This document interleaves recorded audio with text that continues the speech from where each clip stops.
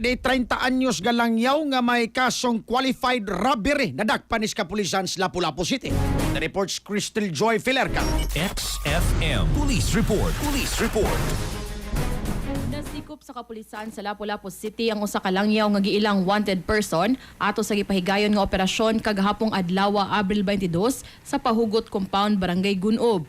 Ang Police Station 5 tracker nakig-alayon ngadto sa Baguio City Police Office aron nga malusad ang maong operasyon. Ang dinakpan usa ka 30 anyos og taga Chakwal, Pakistan ug kasamtangang nagpuyo sa kung asa siya nadakpan.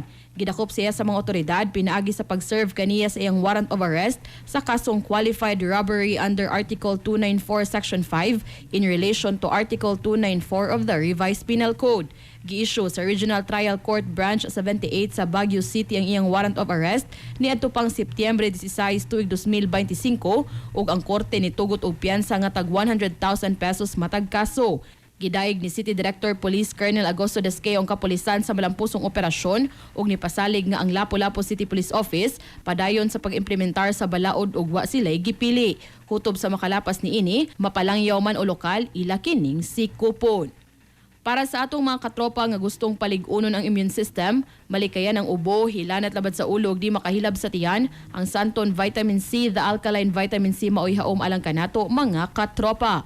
Alang sa nagkahiusang Pilipino para sa Pilipinas, kininyong katropa Crystal Joy Filerca, XFM News. XFM Report.